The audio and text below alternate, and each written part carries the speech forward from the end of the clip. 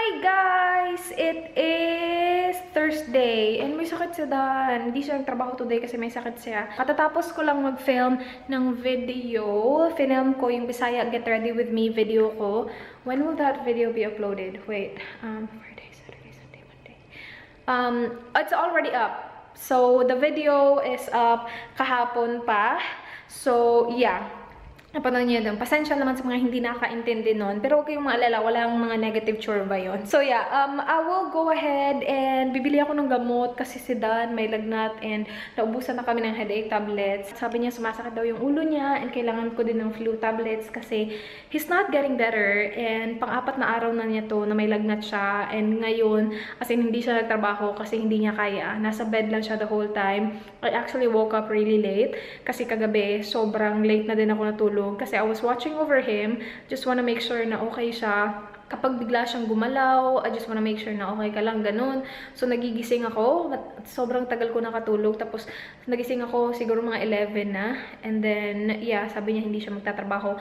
Yeah, siguro mga 7. Sabi niya hindi ko kayang magtrabaho. So, he stayed at home. Nasa bed lang siya the whole time. And, yeah, I should go. Bibili na ako ng headache tablets. And, yeah.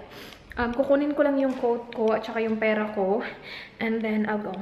Grabe, ang daming may sakit ngayon. Si Kat, may sakit. Yung pamangkin ni Dan, may sakit. Tapos si Dan. Grabe yung sa kanya kasi hindi talaga siya makatayo. Hindi naman sa hindi siya makatayo. Nakakatayo siya. Pero sobrang nanghihina siya ng over. Again, pang-apat na araw na niya ngayon.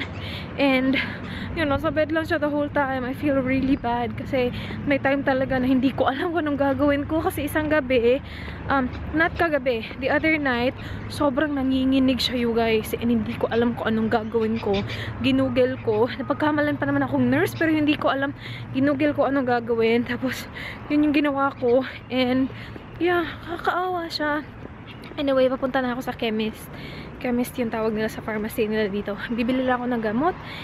And then, siguro I will stop by the shop na katabi ng chemist and see kung makakahanap ako ng pang-dinner mamaya. Kasi, wala, hindi kami nakapag-shopping kasi nga may sakit. Meron pa akong package na kailangan kong kunin sa, hindi sa post office, basta somewhere. Kasi dumating siya kahapon tapos wala ako sa bahay kasi nga diba nag-shopping kami nila Kat kahapon so wala ako sa bahay. And yun, kailangan namin kunin pero hindi ko alam kung makukuha namin yun kasi yung isa hindi nga makatayo. Pagda-drive-in ko pa. Nandito ako sa Romeo's. I got this, yung tortellini na beef. I'm planning to make tortellini soup, something like that. Para sa dinner namin mamaya. I'm not sure if this is a good brand though. I haven't really tried this one yet. But I got his meds already. So siguro uwi na ako. Kasi yun lang naman yung kailangan. Okay, let's go. I'm home. Naka-makeup pa talaga ako. Kasi nga nag-film ako ng Get Ready With Me. Ito yung eyeshadow from Colourpop. Yung Super Shock Shadow na birthday boy. Yung libre nung nag-order ako ng Colourpop lipsticks. Pakita ko sa inyo yung binili ko. I didn't really buy a lot. Nagpunta ako sa Foodland just to check kung mayroon silang magandang bananas. Just for, you know, potassium para kay Dan. Pero wala, tsaka yung banana nila, tapos yung sa Romeo's, tsaka din. So, nakita ko to. I just got this. It's a flaky pastry.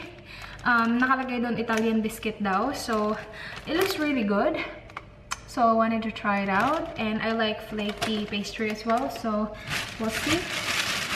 And then, sa Foodland, I got chicken stock. Kasi nga plano ko na mag-tortellini soup mamaya. And then, pinakita ko sa inyo kanina yung tortellini sana na bibilhin ko. Am I pronouncing that right? Tortellini? Whatever. Pero, pinalitan ko siya nito kasi ito yung gusto na brand ni Dan. Nakita ko siya nung papalabas na ako. So, I got this instead. And yeah, lulutuin ko yan mamaya for dinner.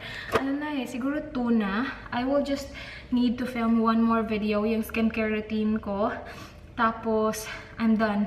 Ayaw akong pastehin ni Dan sa room kasi daw baka mahawa daw ako. Feeling ko nga nahahawa na ako kasi may sipon na ako.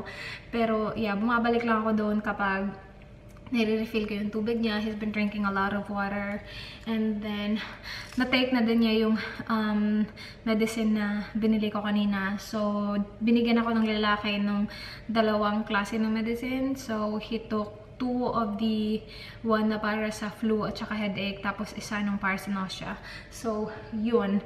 I will film a video. Sana hindi malawbat yung camera ko. Balik film na ako. Chinek ko si Dan, natutulog pa rin. And, yeah. Pumapasok lang ako doon kapag check ko yung tubig. Of course, pupunta ako doon, diba? Kung kailan ko gusto. Like, I don't really care. Pero sinasabi niya kasi, huwag ka lumapit sa akin, baka mahawa ka, ganon. Pero mamaya siguro kapag nag-edit ako ng video, after ko i-film, doon ako mag-i-edit. Hindi ko na lang siya gagalawin. Like, hindi ako lalapit na lalapit talaga. Kasi lagi ko check yung init niya. Wala kaming thermometer dito. Thermometer ba tawag doon? Yeah. Wala kami thermometer. Anyway, nandito na ako. Ready na ako mag-film. So, I will go ahead and film my skincare routine. Ano na? Lalagay ko lang yung camera dyan. I'm done filming. My gosh, nakakapagod. Gutom na naman ako. Hindi pa ako nagla-lunch. Dito na naman yung kalat ko. Ang kalat ko na naman. Nakakapagod magligpit after mag-film ng video. Like, when you're filming, yeah, you're super into it and film. Pagkatapos mo na i-film, nakakapagod na. Ayoko nang magligpit. Tapos gutom na gutom pa ako. Kakain ako. Siguro mag-e-egg lang ako. Wait, check ko muna sa ano nangyayari sa taong yun.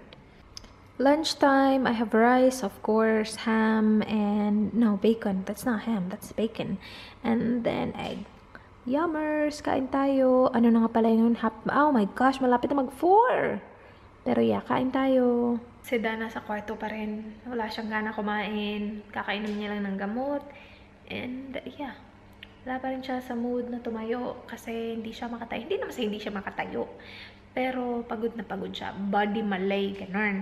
Done with lunch. My lips, though, I use the Dopey again, yung from Colourpop na lip liner. I'm watching April Athena 7, yung Dollar Tree makeup challenge niya.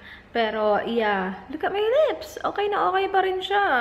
Kumain na ako and bonggang-bongga yung kain ko kasi parang nung kumakain ako, wala akong pakialam. Like, wala akong pakialam ko anong mangyari sa lips ko. Kain na ako ng kain. You know what I mean? Kasi diba, sometimes kapag may lipstick ka, parang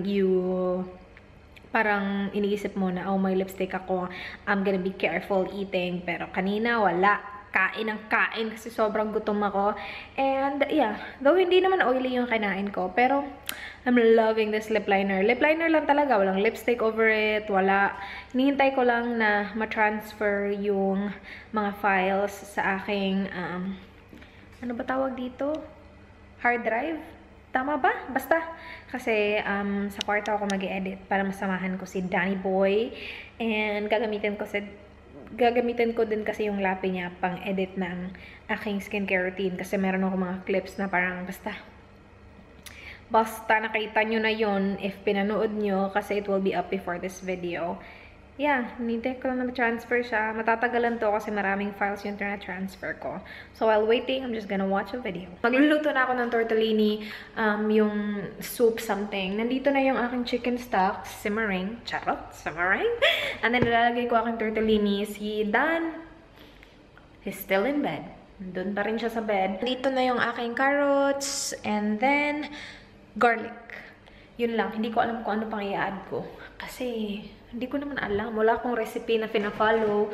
Gusto ko lang may sabaw para sa may sakit kong jowa. Jowa! Lalagyan ko siya ng cheese. Do we have cheese? Yes. Okay. Dinner's ready. Ito yung akin. Ito yung kay Dan. Tapos merong Parmesan cheese. Kung gusto niyang lagyan ng Parmesan cheese. Nandun pa siya sa kwarto. So, doon na lang kami sa kwarto kakain. Dadalhin ko to doon. And yeah, meron siyang carrots. And naglagay din ako ng Italian herbs. Tapos, basil leaves, chorba. Ganon. Wala akong glasses na iwan ko sa room. Good morning! Ano ba yung mata ko? Hindi ko nagamit yung aking cleansing oil kagabi nung ni-remove ko yung aking makeup kasi nagmamadali ako. My gosh, si Dan, you guys, may sakit pa rin hanggang ngayon. Nagre-refill ako ng tubig niya. Diba kahapon bumili na ako ng gamot? Tapos ngayon may sakit pa rin siya. Hindi pa rin siya maka-work kasi nga may sakit siya. Kawawa. Dito ako sa Romeo's. Bumili lang ako nito kasi ito yung request ni Dan. Tsaka itong parang jelly something. Eh, naghahanap ako ng iba pa. Kasi baka meron pa ako iba makita na magugustuhan niya. Pero ito lang yung request niya. Tapos later punta ako sa chemist. Bibili ako ng gamot na naman. Kakaloka tong taon to. Heavy naman magkasakit. Parang wina 1 week ata. Look at that. It's melting. Yun yung binili ko para kay Dan. Para sa kanyang electrolytes, whatever, Churbalong. Looks like this. Ito, Hydrolite. Pangalawang glass na niya to. Kanina dalawa din, dalawang tablets. Tapos ganyan kadaming tubig. Once na-dissolve na yung lahat, pwede na niyang inumin. Looks really cool. Napaka-relaxing naman yan tingnan. I-on ko yung heater kasi nalalamig daw si Dan. Saan ba yun? Yep. Naligo lang ako pagkatapos ko naligo pajamas ko kasi hindi ko kami lalabas. Sabi niya kapag hindi pa din daw siya okay today, by the end of the day, siguro magpapaano na siya. Pupunta na kami sa manggagamot. Charot, manggagamot. I'm cooking rice. Hinihintay ko lang na malapit na siya maluto before ko lutuin ang aking yung bagong paborito kong noodles. Mee goreng. Hot and spicy. Yummers. And I received a package from Pink Icon. Contact lenses. And yeah, they reached out to me and asked me if I wanted to review one of their contact lenses. And I said yes, of course. Kasi yung isang contacts na ginamit ko, in one of my vlogs, sinabi ko na I was using new contact lenses and I didn't really like it. I used it once and hindi ko na siya ginamit ulit kasi it was too big for my eyes. As you guys can see, maliit yung eyes ko na kahit na maliit yung diameter ng contacts, lumalaki siya tingnan kasi nga maliit yung eyes ko. Some of you commented on my videos like your contact lenses are way too big. Maliit na yun. Malaki lang siya tignan kasi maliit yung mata ko. And then that contacts na ginamit ko from EO na hindi ko na ginamit, sobrang laki niya and hindi siya komportable sa akin. So when they contacted me, I was like, yes, perfect. Para hindi na ako bumili ng contacts. I got the O-Lens. Ito yung Zenith 3 Brown. Ipapakita ko siya sa inyo soon kapag sinuot ko na siya. Obviously, hindi ako mag-contacts today kasi hindi naman kami aalis today. Pero yeah, once ginamit ko to, I will definitely film. And I think this is good for 6 months. I'm not sure, or maybe 3. I will have to double check and let you guys know. I will also feature it in a haul to talk more about it. But yeah, it's so cool. I cannot wait to try this on. Yung diameter niya is I think 14 point... Hindi ko na maalala. Basta hindi malaki. Hindi malaki. Parang malapit na maluto yung rice ko. So, lulutuin ko ng aking noodles. Well, hinihintay ko na maluto ang aking noodles. Papakainin ko si Jobby. Asa na siya? Jobby, time to eat!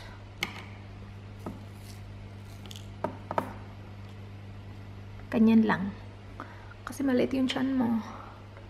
4. Yummers! Sarap nito. Meron ba nito sa Pilipinas? I'm not sure.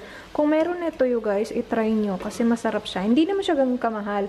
Dito, 60 cents siya. And I'm pretty sure overpriced na to dito kasi, diba, dito. So, maybe sa Philippines, maybe overpriced din siya kasi hindi naman siya from Philippines. Pero, basta itry nyo siya kung makita nyo siya kasi ang sarap talaga niya. Tapos, ang bango-bango pa. Okay, that should be ready. Yung rice ko, malapit na. Laundry, tapos na siya. Ayan, pag wala ng tapos na. Ito, pangatlong load ko na to. So, tapos na ako. 3 loads yung ginawa ko today. Si Dan may sakit pa rin. My gosh. Mas okay na siya ngayon compared sa kahapon at saka the other day. Pero, hindi pa rin siya 1,000%. 1,000%. I mean, hindi pa rin siya 100% okay. So, yun. Ewan ko ba?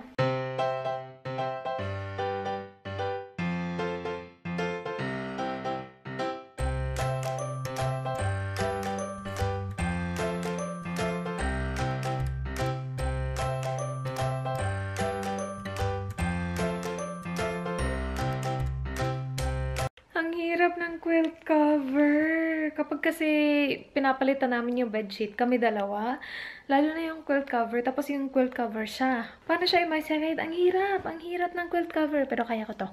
Kaya ko to. I will be cooking 1 egg and then siguro 2 ham. Kasi, no, hindi ham. Bacon to. Na parang ham. Pero yeah, 2 bacon tsaka 1 egg. Para sa akin lang to kasi si Dan wala pa rin gana. So, hindi siya kakain. Yung mga kinakain lang yung mga snack-snack. So, yun lang yung kanya. And then, meron pa akong rice from kanina. So, yun na lang yung kakainin ko. Guys, i-close ko na tong vlog. Si Dan may sakit pa rin. Oh my gosh, hindi ko na talaga alam po anong gagawin ko. Yeah, sabi niya kanina kung hindi pa rin siya okay, by the end of the day, tawag daw kami ng doktor. Tapos, mga end of the day, okay siya. Tapos, ngayon, biglang hindi na naman okay. So, it's very early. 9 pa ng gabi. And nandun na siya sa bed. Actually, I was there. And I need to be there right now. So, kailangan ko i-close tong vlog. Sorry, pasensya na kung medyo boring yung vlog. Wala na akong ibang masasabi. Just pasensya. And yeah, please, pagdasal niyo naman na sana maging okay na siya. Kasi ilang araw na to, ilang gabi na to.